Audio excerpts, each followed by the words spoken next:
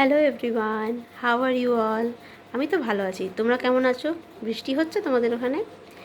আজকে আমরা শুরু করেছিলাম ল্যাঙ্গুয়েজ লার্নিং।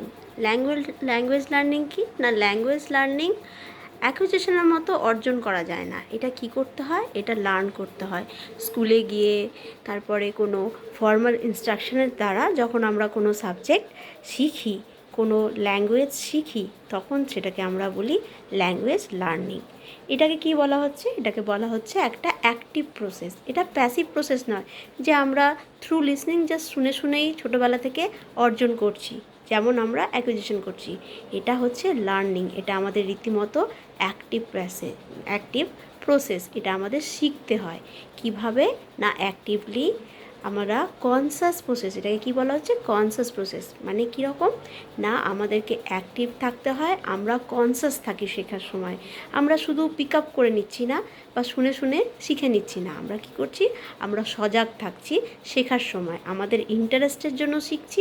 আর আমরা কিসের জন্য শিখছি? আমরা শিখছি যে এটা যেন ফিউচারে আমরা কোনো কাজে লাগাতে পারি।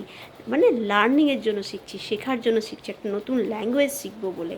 সেটার গ্রামাটিক্যাল ফাংশন শিখবো, সেটাকে কিভাবে কথা বলতে হয়, কিভাবে ইউজ করতে হয় সেই গ্রামাটিক্যাল ফাংশনগুলো একটা সেন্টেন্সের মধ্যে, সেগুলো শিখবো। কিভাবে কথা বলতে হয় সেই ল্যাঙ্গুয়েজে, হাউ টু স্পিক সেটা শিখবো, how to right in that language সেটা শিখবো। তাহলে আমরা কি করছি? আমরা লার্ন করছি, আমরা জিনিসটা শিখছি। এটা জাস্ট প্যাসিভলি আমরা অ্যাকোয়ার করছি না কোথা থেকেও, ঠিক আছে?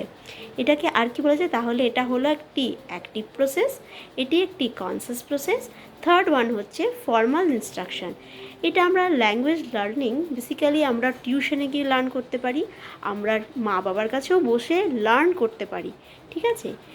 আর আমরা কোথায় শিখতে পারি? আমরা কোনো ফর্মাল ইনস্টিটিউশন যেমন স্কুলে গিয়ে শিখতে পারি।